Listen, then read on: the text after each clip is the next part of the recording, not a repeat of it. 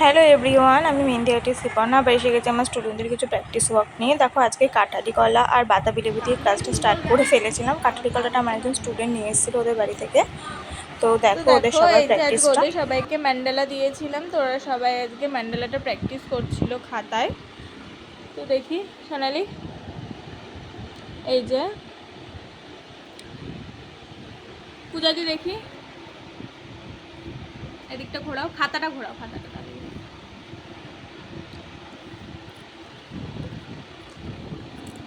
তো এই যে পুরো এখনো পুরো কমপ্লিট হয়নি। আরেকজন আছে পূজা বোন। পূজা বোন দেখাও। এই যে পূজা বোন, বাক সুন্দর হয়েছে। রিম্পাদি দেখাও, ঘোরা খাতাটা, ঘুরিয়ে তোমার দিকে ধরো খাতাটা, ওরম করে না, তোমার দিকে ধরো।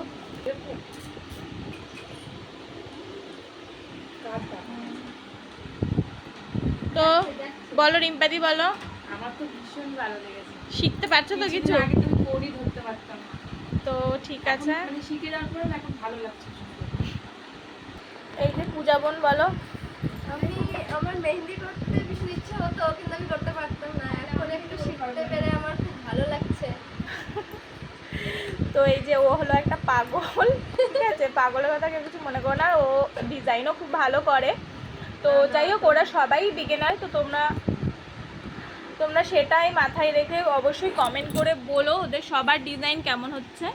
তো এই যে এখানে পূজা দিয়ে ও এখন বাড়ি যাবে বলে ব্যাক করছে, তোর বলার সময় নেই আমি জানি, ঠিক আছে? আর এই যে এখানে সোনালি বল, এবার কিছু বল। আমারও খুব ভালো লাগছে, মেহেন্দির কাজ শিখেও খুব সুন্দর কাজ শেখাচ্ছে, আমার খুব ভালো লাগছে। হ্যাঁ ঠিক আছে, থ্যাংক ইউ।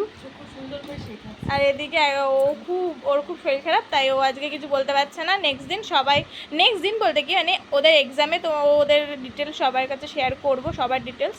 তো আজকে এমনি জাস্ট ওদের একটু কাজগুলো তোমাদের দেখালাম। তোমরা সবাই বলো কমেন্ট করে কেমন হয়েছে। আর আমার নেক্সট ব্যাচ কিন্তু আগস্টের লাস্ট উইক থেকে স্টার্ট হচ্ছে। তোমরা যারা যারা বলেছিলে অ্যাডমিশনের কথা, তোমরা ঝটপট কন্ট্যাক্ট করো।